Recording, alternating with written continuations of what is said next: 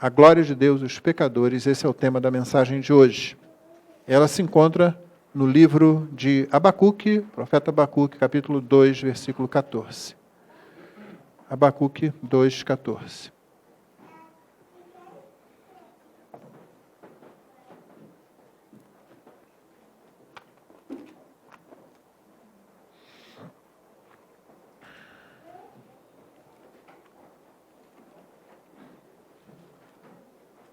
Abacuque é fácil de achar, irmãos. Está logo depois de Naum. Então,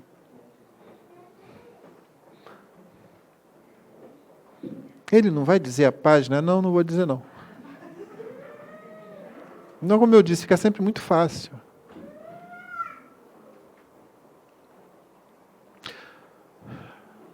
Abacuque 2,14 diz assim: porque a terra se encherá do conhecimento da glória do Senhor, como as águas cobrem o mar. Vamos dizer juntos?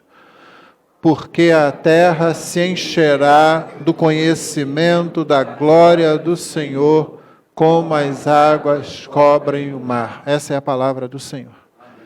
Irmãos, esse versículo, como qualquer outro versículo bíblico, pode ser abusado. E o primeiro abuso que se faz com qualquer texto bíblico é arrancá-lo do seu contexto.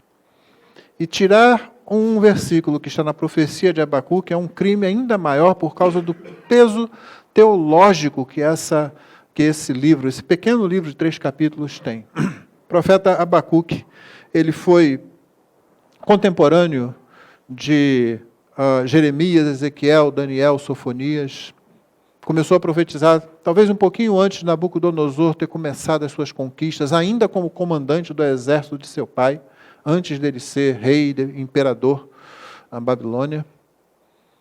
Ele começou a avisar o que ia acontecer. Nabucodonosor começou as suas conquistas em 626. E a primeira vez que a Babilônia chegou diante dos muros de Jerusalém foi em 605.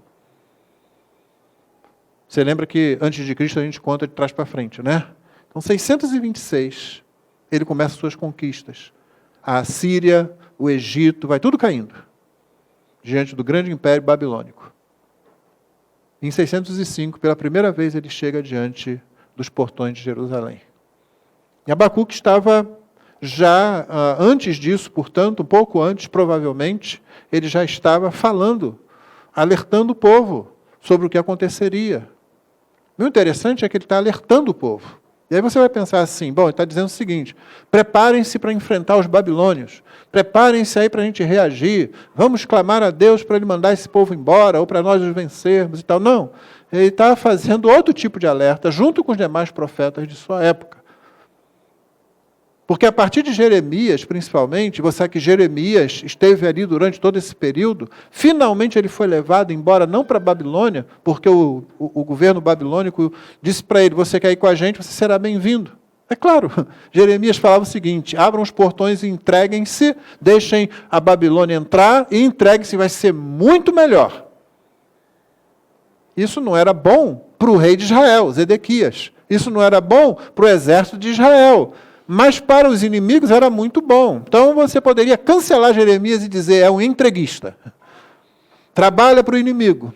Ele estava entregando a mensagem de Deus. Abacuque estava fazendo a mesma coisa. Já não era mais uma questão como no tempo de Isaías, uns 200 anos antes, quando Isaías ainda dizia: arrependam-se, o Senhor ainda pode evitar trazer a sua disciplina sobre o povo. Não, agora é o seguinte, vai acontecer.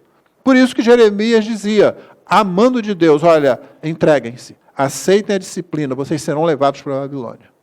Zedequias, você talvez se lembre de uma mensagem pregada há alguns meses, Zedequias, que era o rei então, ele assumiu o reinado com 21 anos, reinou durante 11 anos.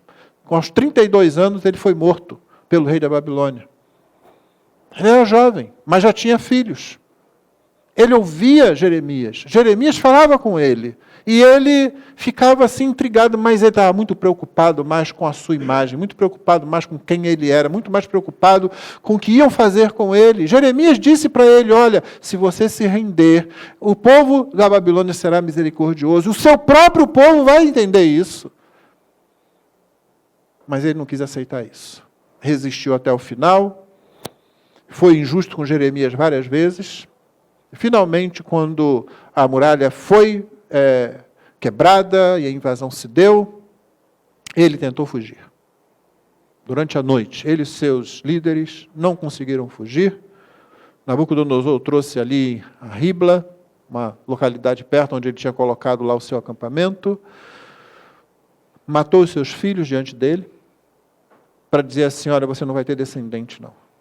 Depois que os seus filhos foram mortos, vazou os seus olhos, prendeu com cadeias, levou a Babilônia e o enfiou numa prisão onde ele ficou até morrer. Esse foi o destino dele. Não aconteceu isso com todo mundo. Você vê o profeta Daniel, contemporâneo de Abacuque, que foi levado nessa primeira leva e acabou se tornando uma das principais figuras no governo de Nabucodonosor e nos governos seguintes também. Mas Abacuque é alguém que já está ali pegando esse momento em que daqui a pouco vão começar as conquistas babilônicas e daqui a pouco Babilônia chegará ali. Então você pensa que a primeira coisa que Abacuque faz, quando você abre o livro, para que a gente localize o texto dentro do livro, é dizer para o Senhor o seguinte, Senhor, o Senhor não vai fazer nada? Essa é a primeira pergunta que Abacuque faz. O Senhor não vai fazer nada? Olha aí a injustiça, ele está apontando para o povo de Israel. Olha a corrupção, olha a mentira, olha a imoralidade. O teu povo está fazendo isso, o Senhor não vai fazer nada? E Deus responde para ele, eu vou fazer. Aliás, eu vou fazer uma obra tal que você não vai nem acreditar se alguém te contar. Isso está no capítulo 1, versículo 5. É interessante, né, essa força que Deus dá. Abacuque é um negócio, eu vou fazer um negócio tal que nem você vai acreditar. Se contarem para você, se outra pessoa contasse, se você não estivesse aqui vivendo isso, você não ia acreditar. Os caldeus, que são os babilônios, são o povo do norte. Quando ele falou isso para Abacuque já parou assim. Que? Eu vou resolver, Abacuque. Eu vou resolver o meu povo está realmente cada vez pior, foi atrás de outros deuses, quebrou a minha aliança, se afastou de mim, não se percebeu como povo do meu amor, não se percebeu como aquela mulher infiel de quem eu fui atrás, seguidas vezes, repetidas vezes, trazendo de volta, curando as feridas, limpando, lavando a vergonha. Pelo contrário, continuou fugindo, continuou adulterando espiritualmente, indo após outros deuses. Por causa disso, começou a praticar injustiça aqui dentro dos seus portões. Porque abandonou a minha lei da qual os povos diriam e disseram de fato o seguinte, olha que lei, olha que mandamentos. Esse povo certamente é gente entendida, é gente inteligente. Isso está lá em Deuteronômio 4. Eles trouxeram vergonha não somente sobre eles, mas sobre a minha palavra e sobre o meu nome. Você está certo, isso tem acontecido aqui, mas agora eu vou dar um jeito. Você pensava que eu não ia fazer nada? Eu estava sendo paciente, misericordioso, longânimo, mas eu vou agora dar um jeito. Eu vou trazer os caldeus. E eles vêm atropelando tudo. Eles vêm botando tudo abaixo. Ninguém vai conseguir detê-los ou se deter na frente deles. Está resolvido. Só que Abacuque sabia quem eram os caldeus. Ele estava vendo a ascensão daquele império. E qualquer pessoa que morasse naquele lugar, e qualquer pessoa que vivenciasse aquela época, sabe como essas coisas acontecem. O império assírio estava definhando, porque todo império chega ao fim. Já é uma coisa que a história mostra para a gente, é que todo império acaba, exceto um. Então Abacuque sabia, o grande império assírio estava definhando e definhou de vez. O Egito tinha sido fortalecido um pouco antes o rei Josias havia sido morto, se lembra? Faraó, naquela época Neco era o faraó do Egito, ele veio numa luta lá contra os assírios, porque os assírios já estavam enfraquecidos. E Josias, um bom rei de Israel, de Judá, resolveu sair contra ele. E vocês perguntam, por que Josias fez isso? Sem mais nem menos. E Faraó ainda avisou, olha, não é contra você que eu estou vindo agora, eu estou só passando aqui perto. Mas Josias foi do mesmo jeito, morreu naquela batalha.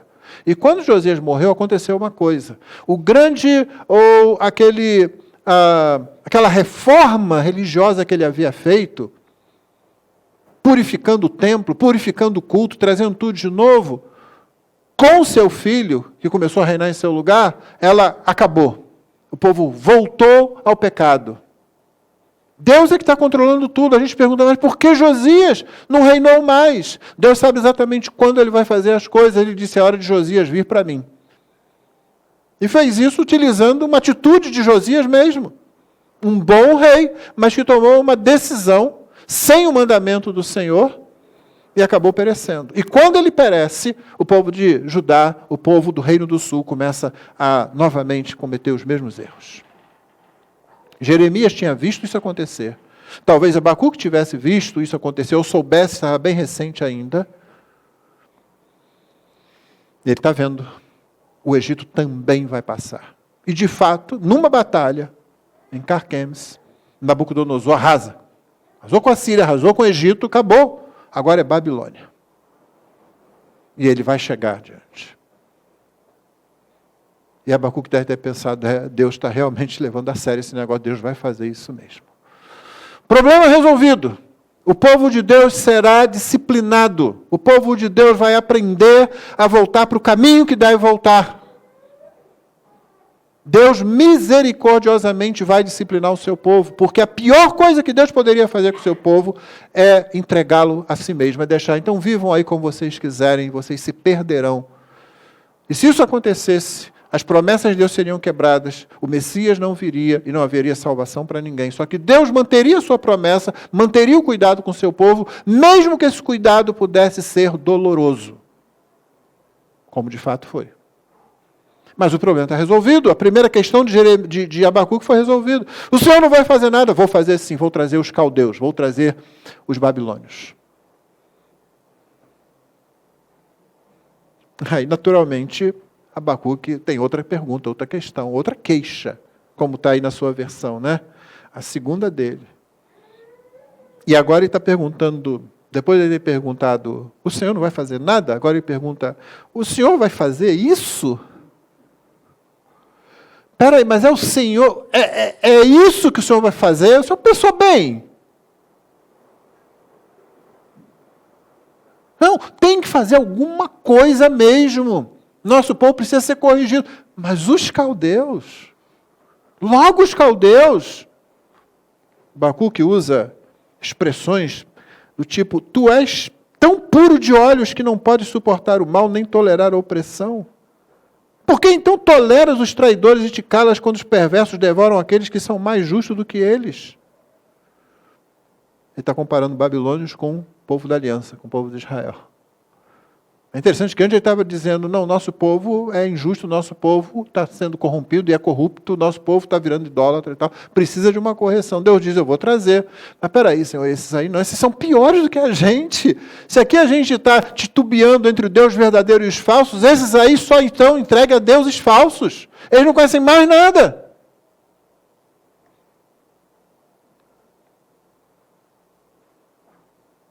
E aí Deus responde a segunda pergunta, a segunda questão de Abacuque. E é interessante que o capítulo 2 começa com Abacuque falando isso. Eu vou estar na minha torre de vigia, ficarei na fortaleza, vigiarei para ver o que Deus me dirá e que resposta eu terei à minha queixa. Nossas perguntas nem sempre são muito bem feitas, mas se elas forem honestas para Deus, Deus sempre vai respondê-las, irmão. E a gente tem que ficar assim, vamos ver o que o Senhor vai me responder, o que é que Ele vai me dizer. E o Senhor responde.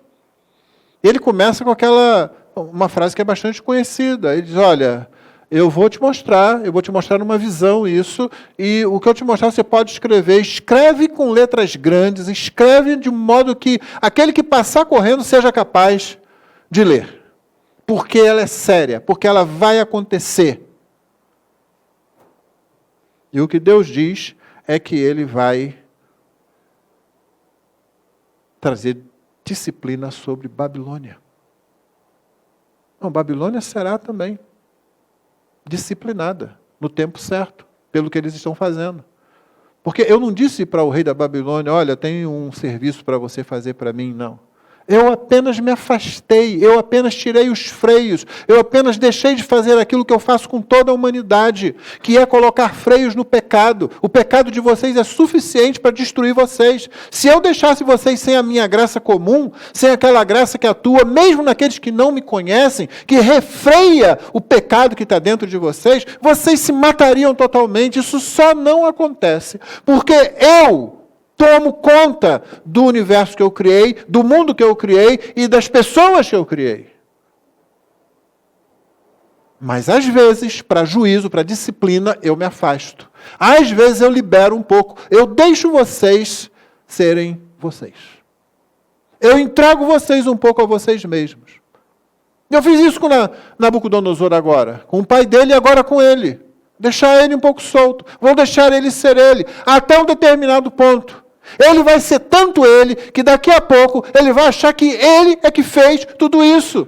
Que ele venceu tudo, que ele construiu tudo, que ele edificou Babilônia como um império, porque ele era capaz disso, como se um ser humano comum, sozinho, pudesse fazê-lo. E nesse momento eu vou lidar com ele. Você encontra essa história no livro de Daniel. Então eu vou disciplinar a Babilônia também. E é interessante que depois de Deus avisar a Abacuque, dizendo, olha, escreve grande, escreve com clareza, porque vai acontecer, porque é sério, ele diz assim, olha, o orgulhoso, a alma dele orgulhosa nele, não é reta nele, mas o justo viverá pela fé. E aqui, você sabe o que é o justo, né? A doutrina não tem nada a ver com a justificação pela fé em Paulo. Embora Paulo vá enraizá-la já aqui. Porque a atitude é a mesma, seja aqui, seja lá. Aqui o justo no Antigo Testamento, quem é? O justo é aquela pessoa que sabe que é imperfeita, que sabe que não faz todas as coisas como deveria fazer, mas que apesar disso se humilha diante de Deus e obedece os mandamentos de Deus. Sabe que não consegue obedecer esses mandamentos perfeitamente, mas ainda assim comparece diante de Deus, volta para a presença de Deus, retorna à presença de Deus, confessa seus pecados a Deus, se humilha na presença de Deus. Esse é o justo. Ele vive na sua fidelidade a Deus. Ele confia em Deus. O que Deus está falando para Abacuque é o seguinte, Abacuque, você não vai ver isso, mas confie porque eu vou fazer. Eu estou dizendo que eu vou fazer, então confie nisso. E Abacuque esperar muito tempo. Porque você sabe que o povo de Israel, o povo de Judá, os judeus passaram 70 anos na Babilônia, só depois desse período é que eles voltariam. Um pouco antes desse período, Deus trouxe o juízo sobre a Babilônia. O Império Medo-Persa começou a crescer, o Império Babilônio começou a ruir, porque nenhum império dura para sempre, exceto um.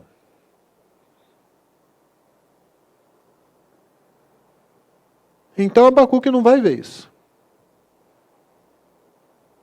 Mas Deus está falando para ele, escreve porque é certo. E o justo, ele vive pela fé. Aquele que me teme, ele confia. Ele diz, então é assim, Senhor. Se o Senhor está dizendo, é assim. E é por isso que o livro vai terminar no capítulo 3 com essa oração de Abacuque na forma de um salmo, na forma de um canto, em que ele vai dizer ao Senhor que, Senhor, o Senhor realmente vai além de tudo que eu podia pensar, que eu podia imaginar. E eu tenho que realmente confiar e descansar no Senhor. Mas antes da gente chegar lá, a gente passa pelo texto de 2,14. E o texto de 2,14, que você leu comigo, que diz que a terra se encherá do conhecimento da glória do Senhor como as águas cobrem o mar, ele está inserido num contexto mais imediato. Você agora, se não conhecia, já conhece ou lembrou o contexto de todo o livro de Abacuque, o contexto histórico, o contexto da sua profecia, o que Deus estava fazendo. Mas há o contexto mais imediato. E se você quer entender a Bíblia corretamente, se você quer dar honra à palavra de Deus como deve ser, então você sabe, você não pode tirar um versículo do contexto todo do livro, nem da Bíblia, e também precisa observar o contexto imediato. O contexto imediato é uma composição de 5 ais. Quando um profeta fala ai, torça para que ele tenha dado uma topada.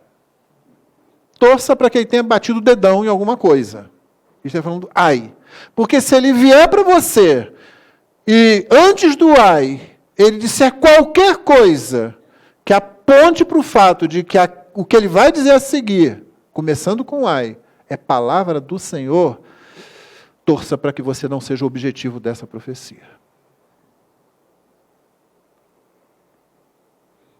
Há 5 ais aqui no capítulo 2, e eu não vou expor todos eles para você. O primeiro se encontra aí, no versículo 6, o segundo começa no versículo 9, o terceiro, onde está inserido o nosso texto, no 12, o quarto no versículo 15, e o quinto no versículo 19. É fácil você achar, porque eles começam com ai daquele que fez isso, ele está falando dos babilônios, não é?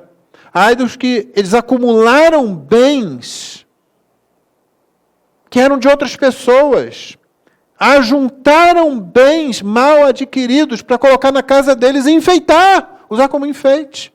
No texto onde está o nosso versículo, eles edificaram cidades deles em cima de sangue, fundamentadas na iniquidade de matar pessoas, roubar-lhes a vida, a terra e os bens.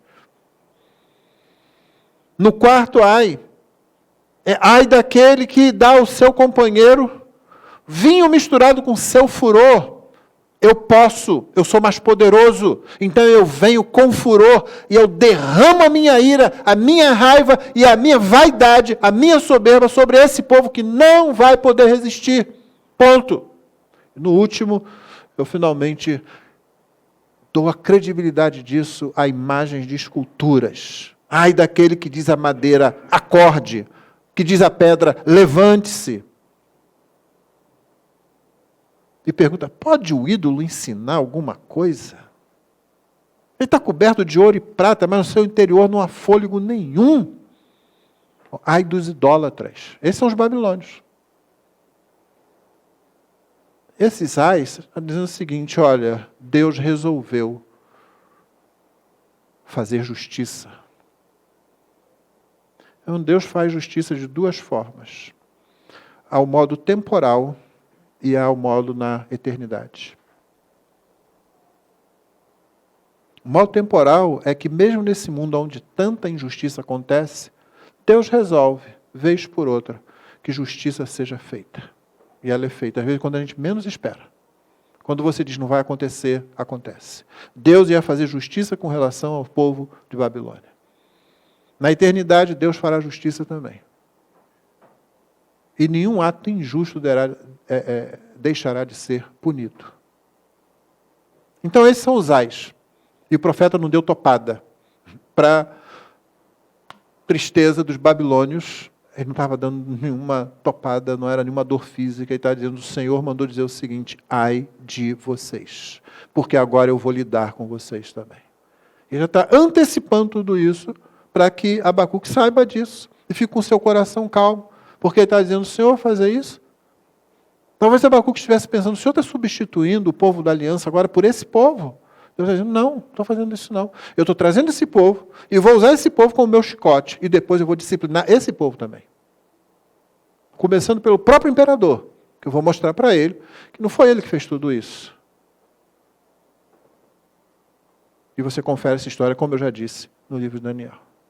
Dentro desses ais aqui, eu já te falei, verso 12, ai daquele que edifica uma cidade com sangue, fundamenta com iniquidade. São os babilônios, eu já falei como isso acontece.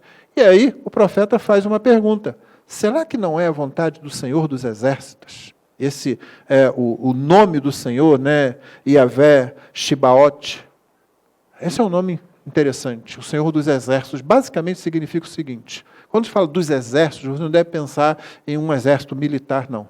Fala-se no exército dos céus, o exército de estrelas.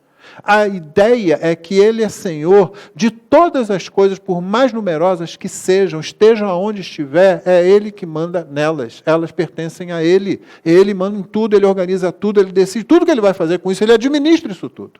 Ele é o Senhor dos exércitos, é o Senhor de toda a criação. Todas aquelas coisas que para os idólatras, principalmente, pareciam poderosas, né? Eles olhavam os céus vão dizer o meu futuro. O sol, a lua, essas estrelas, os cometas que passam. E esse nome, Yahvé Shibaot, quer dizer o seguinte, olha, isso aí, tudo que vocês estão aí se curvando, o Deus da aliança, o Deus de Israel, manda, controla e domina sobre todas essas coisas aí. Por que vocês estão se curvando diante disso? Então, será, pergunta o profeta, que não é vontade do Senhor dos Exércitos que os povos, que as nações trabalhem para o fogo e que as nações se fatiguem em vão?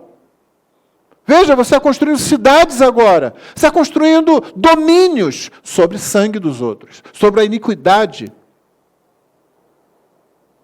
da sua ganância, do seu desejo de possuir, de conquistar. Quando Nabucodonosor, em 626, deu início às conquistas babilônias, eles não fizeram isso porque estavam sendo atacados por ninguém. Eles não fizeram isso porque estamos ficando sem recursos naturais. Eles fizeram isso porque era o que todo império fazia. Tinha poder, começava a crescer, bom, vamos dominar. Vou crescer agora, é isso que eu vou fazer, eu vou dominar todo mundo. Por quê? Porque sim, já viu aquele desenho lá que tem o cara que quer dominar o mundo? É o pior vilão, é o vilão mais mal feito. É aquele vilão que você já sabe, é caricato, né? O que você quer? Eu quero dominar o mundo. Porque, gente, deve ser uma dor de cabeça dominar o mundo. Você dominar uma cidade, ser prefeito de uma cidade como o Rio de Janeiro, nossa, já é um problema. O cara quer dominar o mundo, entendeu? Quer dominar o universo. Se o negócio é de ficção científica, então... Quer dominar. Você vê, gente, que loucura. Essa era uma das razões mais comuns para muitos impérios. Simplesmente, eu vou fazer isso, porque eu vou me fortalecer ainda mais. Interessantemente, quando você estuda a história do Império Romano, você vai ver que o seu crescimento foi, em última análise, a causa, não foi a única, a causa de sua queda. Chegou um ponto que ele não tinha mais como controlar as coisas, estava grande demais, fronteiras muito distantes do centro que controlava tudo, da capital do império. Tinha que negociar agora com aqueles que antes eram inimigos, olha, eu te dou uma cidadania, você toma conta aí disso aí. E começou a ruir por aí, porque todo império passa. Todo império chega ao fim, menos um.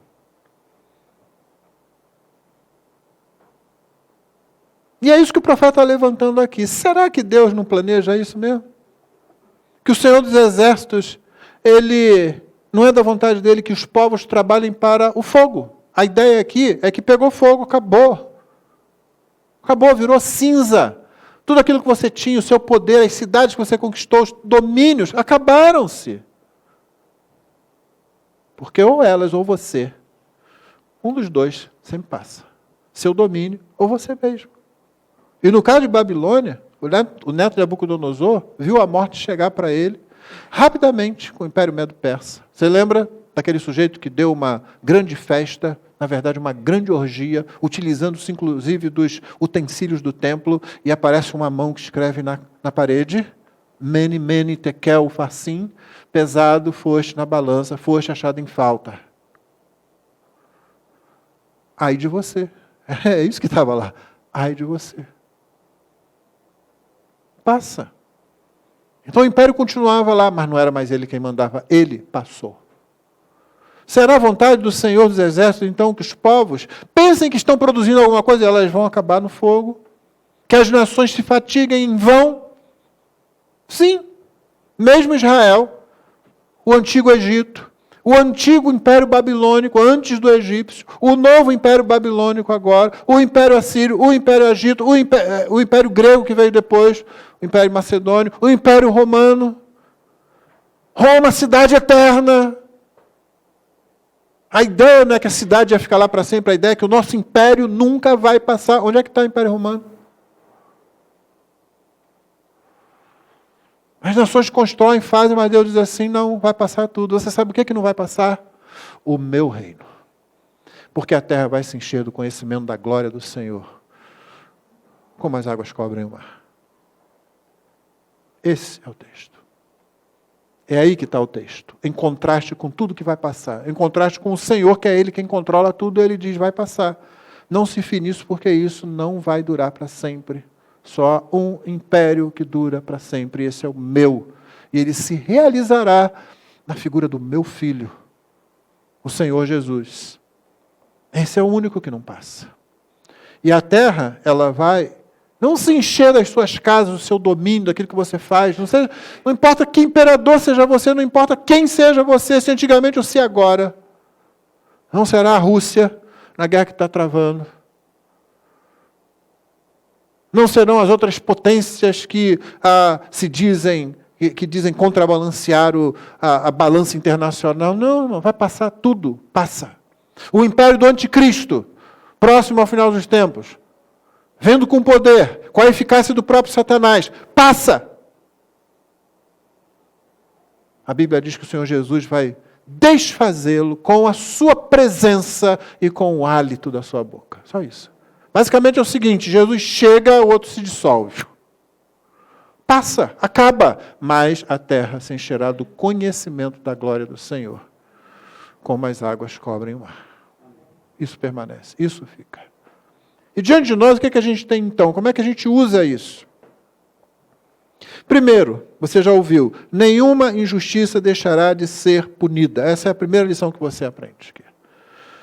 Não está dizendo assim, olha, você edificou cidades sobre sangue, você edificou cidades fundamentadas na iniquidade da sua própria ganância, da sua prepotência. Isso vai acabar, isso vai passar.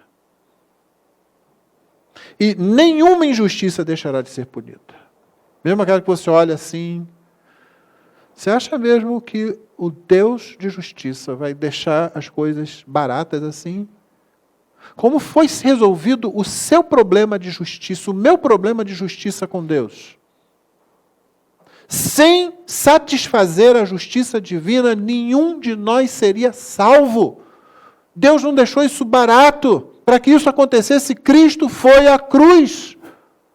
Cristo levou sobre si o peso da nossa injustiça, para que a justiça dele fosse imputada a nós. Ou seja, Deus não resolveu a coisa botando panos quentes, não. Ele mesmo, na pessoa do Filho, vem e satisfaz sua própria justiça, para que eu e você pudéssemos cultuar hoje, para que eu e você pudéssemos continuar vivendo nesse mundo de forma agradável, para que eu e você finalmente entrássemos no seu reino eterno. Não foi barato, não, foi por um alto preço.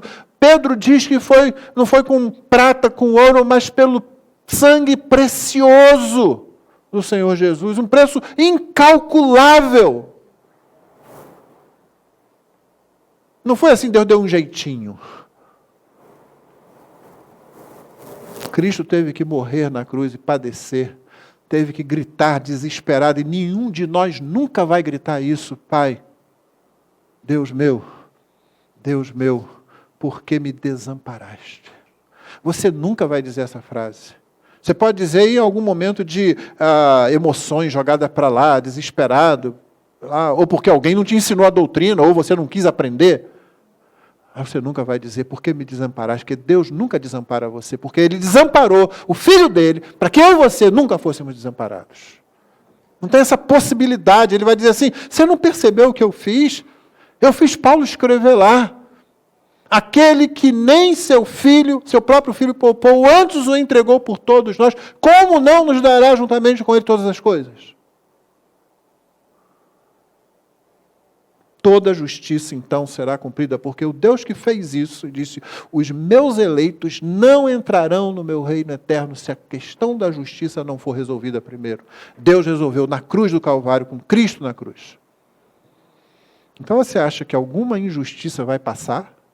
Que alguma coisa feita ao longo da história vai passar por esse Deus? Certamente que não. Segunda coisa, às vezes a providência é dolorosa. Josias fica em casa, não vai brigar com Neco, não tem nada a ver, ele vai e morre. Por que aquele bom rei morre? Não reinou tanto quanto vários outros reis que foram reis que não serviam ao Senhor. Por que acontece isso? Deus sabe exatamente o que está fazendo e quando faz. Josias morre, o povo se entrega novamente à sua corrupção. E finalmente vem a Babilônia para corrigir o povo de Deus. Deus sabe exatamente o que está fazendo, como Ele está controlando e como Ele faz as coisas. Mas se você quer pensar realmente em termos de providência dolorosa, pensa na história de Ruth. Pensa na história da sogra dela, Noemi. Pensa na história daquela mulher que sai de Belém e vai lá para o meio dos moabitas, porque havia fome na sua terra, e ela vai com seu marido, e ela vai com seus 2 filhos. Aí eles se casam com moabitas lá, agora a família vai crescer, está tudo indo bem, morre seu marido, morrem os 2 filhos, fica ela sozinha, com 2 noras agora. Ela ouve falar que tem pão na terra dela. Ouve falar que tem comida lá, ela vou voltar. Mas eu saí rica, eu saí cheia de coisas e eu volto agora como uma pessoa necessitada. Agora a Ruth volta com ela. E a gente olha que bonito, né? Ela se apegou à sogra dela. Orfa foi embora, mas ela se apegou. Noemi disse, vai embora, querido, não tem nada para te dar, não tem mais nada para você. Não, mas eu vou com você onde você for. E tem mais, a tua terra vai ser a minha terra, o teu Deus vai ser meu Deus. Quando você morrer, é lá que eu vou ser enterrada. Ela se apegou à sua sogra e foi. Mas você já parou para pensar que ela deixou para trás toda a sua tradição, toda a sua família, todos os seus amigos, deixou tudo para trás. E agora ela está sendo desterrada para a terra de Noemi. Que vai chegar lá e vai dizer para o pessoal, quando o pessoal, não é essa Noemi? O que houve com ela? Ela vai dizer, esquece esse nome. Esse nome quer dizer ditosa, esse nome quer dizer boa coisa, não me chama de Mara. Mara quer dizer amarga, porque o Senhor resolveu disparar as suas flechas contra mim. A providência às vezes é amarga. A gente tem dificuldade de aceitar, a gente tem dificuldade de entender isso, mas irmãos, quem estava na escola dominical hoje viu a gente definir maldição, não é? As maldições da lei, lembra? Tem a lei, o pacto é feito, e tem a questão da obediência e da desobediência. E se você obedece, bênçãos. Se você desobedece, maldição. Deus é malvado, Deus é caprichoso, olha só, Deus é vingativo. Não, Deus é misericordioso. Porque Deus podia virar para o desobediente e dizer assim, tá bom, vai viver a sua vida. E o desobediente iria viver a sua vida longe de Deus, longe da salvação, ia passar a eternidade toda debaixo do juízo de Deus. O que Deus faz com o seu povo? Não, eu trago maldição. Eu trago os caldeus. Eu trago os caldeus. Por quê? Porque eu amo vocês e eu não vou deixar vocês simplesmente ir embora. Eu vou disciplinar vocês. Vocês vão, passam 70 anos, vocês voltam, eu vou cumprir tudo o que eu tinha falado. E Deus continua fazendo isso. Então Noemi volta. Ela não sabe o que ela está trazendo com ela. Uma moabita, uma pessoa que não era nem para estar ali, uma mulher, não ajuda muito, uma mulher não ajuda a outra, não naquele período. Evidentemente, se você olha para Ruth, você se lembra que ela era industriosa, que ela não era preguiçosa, ela é Provérbios 31. Então, quando ela chega lá, o que tem para fazer aí? Olha, aqui tem uma lei, é a seguinte, o pessoal, quando faz a ceifa, eles não podem ir lá no cantinho catar tudo, eles deixam cair o que cai no chão, não volta.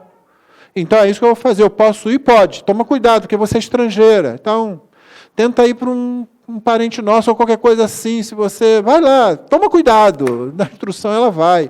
E ela é industriosa, ela fala, não vou ficar em casa não vou. E ela vai. E a providência que é dolorosa, às vezes é doce também, irmão, porque ela vai justamente para um lugar que ela não sabia, mas ela vai para um parente. E um tal de Boaz. E Boaz, quando olha para ela e diz, essa vai ser minha. Essa vai ser minha, já era. Esquece. Não, eu tenho que chegar perto dela, de algum jeito, tem que fazer alguma coisa, mas ele é muito tímido também, só que ele é muito sério. Então, o que ele pode fazer, ele faz. E homem apaixonado faz isso mesmo. Homem sério, estou falando molecote não, tá? Que faz besteira não. E molecote, quando eu falo, não estou fazendo uma referência à idade, não. Pode ter muita idade e ainda ser um molecote que faz as coisas descabeçadamente. Não, homem sério faz isso. Ele começa a fazer alguma coisa séria. Olha, quem é? O que se diz dela? É isso que diz dela. O que Noemi fala? O que as outras? Olha, ela é trabalhadora, é excelente. Ela não deixou Noemi sozinha. Não. Sofrendo, ela deixou a terra dela. Gente, deixar a terra é terrível. Mas ela veio. Chegou aqui, chegou para um funcionário dele. O que ela tem feito aí? Olha, exceto o momento que ela ficou ali para descansar, comer um lanchinho e tal, ela trabalha o dia todo. Rapaz, essa mulher aí esquece que ela já é minha. Eu sou teu chefe. Esquece. Aí ele diz assim, olha, deixa cair um pouquinho mais perto dela. Quando ela estiver lá que você viu, deixa cair um pouco mais. Chefe, sério? Deixa cair. Não é meu? Deixa cair. A providência vai se tornando doce, mas primeiro ela é amarga, irmãos. O problema de Abacuque é lidar com a providência amarga. Ele sabe que vai demorar. Pensar os planos de Deus é coisa séria. Tem um pessoal aí que fala assim, venha sonhar os sonhos de Deus. Se Deus resolver realmente fazer isso, né? Vem cá, Abacuque, eu vou te dar uma visão. Está escrito aqui, capítulo 2, verso 2. O Senhor me respondeu e disse, escreve a visão, torna bem legível sobre tábuas para que possa ser lida até por quem passa correndo. Vem cá, eu vou te dar um sonho, vou te dar uma visão. Quer sonhar os sonhos de Deus? Eu vou trazer os caldeus, mas eles serão castigados. Isso envolve o quê? Isso envolve o sofrimento do povo de Israel. O povo de Israel tem que ser disciplinado.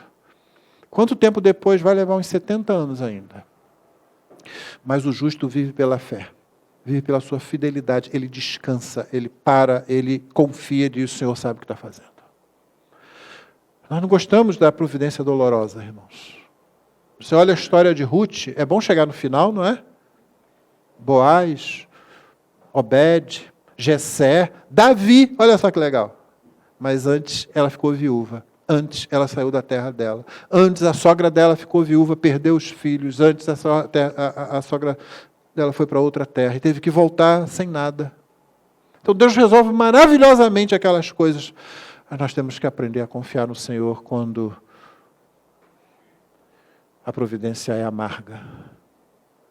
E o que nos ajuda a enfrentar isso, irmãos, é saber que nenhum de nós vai enfrentar a amargura como o Senhor Jesus enfrentou. Nenhum de nós nunca vai provar nada tão amargo, nem sofrer dor tão profunda quanto a que o Senhor Jesus sofreu, recebendo a ira divina sobre si mesmo, a justa ira divina, que deveria cair sobre nós, e nunca vai acontecer isso. Não existe ira para aqueles que creem em Jesus. Existe disciplina. Deus corrige os filhos a quem Ele ama, mas não existe ira, porque toda a ira Deus despejou sobre Jesus, na cruz. Finalmente, a última aplicação. Crer não é um sentimento. Crer é uma atitude de obediência e confiança. Não tem a ver com o que ocorre ao nosso redor, tem a ver com aquilo que Deus diz. Então agora a gente pode terminar olhando lá no finalzinho. Talvez um dos textos mais conhecidos da oração de Abacuque. E que mostra. Ele diz no verso 17 do capítulo 3, ainda que a figueira não floresça, nem haja fruto na videira. Gente, essa é uma figura triste. Você pode entender a figueira aqui, eu não gosto de figo, tá? Esquece isso, não é essa a ideia. Não é uma questão de colocar diante de você os sabores para você escolher, não. Nós estamos falando de coisas que eram apreciadas numa mesa enfeitada, numa mesa bem feita, numa mesa de banquete, numa mesa onde a vida em volta dela. E Abacuque olha agora e diz assim, a figueira ainda não floresceu, não vai ter figo. Nem haja fruto na videira. A videira de onde se faz o vinho. Provérbios diz o vinho que faz o quê? Alegra o coração do homem. Não vai ter isso, esquece isso. Ainda que a colheita da oliveira decepcione. Azeite, irmão. Azeite funciona para um monte de coisas. Desde acender uma lamparina, até colocar sobre uma ferida, sobre um machucado. Além do sabor na alimentação. Não vai ter. A colheita decepciona. Os campos não produzem mantimento. Essa é a figura, essa é a ideia, esse é um quadro feio. Ainda que as ovelhas desapareçam do aprisco, nos currais não haja mais gado. O quadro é todo horrível, intencionalmente horrível, porque você notou que ele disse ainda, pelo menos 3 vezes. Ele diz ainda. E ainda que isso, ainda que aquilo, o verso 18 começa mesmo assim. Ele citou a providência dolorosa. Ele citou a administração do Senhor, que faz com que as nações produzam para o Senhor simplesmente soprar para o fogo. Acabou. mas a terra se encherá do conhecimento da glória do Senhor, como as águas cobrem o mar. Abacuque tem isso em mente quando ele diz, no verso 18, mesmo assim, não é depois que isso trocar, quando isso mudar, quando a figueira começar a florescer, quando a videira der o seu fruto, quando a oliveira, então, não decepcionar mais, quando os campos produzirem mantimento, quando as ovelhas estiverem de volta no aprisco, o gado estiver de volta no curral. Não, ele diz, mesmo assim. Ainda que essa situação, mesmo assim, eu me alegro no Senhor. Não é interessante? Que ele não diz assim, eu confiarei no Senhor? Você notou? Estava esperando falar isso. Eu crerei no Senhor. O Senhor falou, me daria visão, eu vou crer, eu vou confiar. Não, ele não fala isso. Ele usa uma palavra que abrange isso e vai muito além, que tem tudo a ver com o povo de Deus. Alegria. Olhando para aquele quadro feio, o crente diz, mesmo assim eu me alegro no Senhor, exulto no Deus da minha salvação. Eu me alegro nele. Crer não tem nada a ver com um sentimento, uma força lá, muito menos com o que está à sua volta, com o que você vê. Não. Crer tem a ver com aquilo que o Senhor diz. É uma atitude de confiança, de obediência, simplesmente porque Ele falou.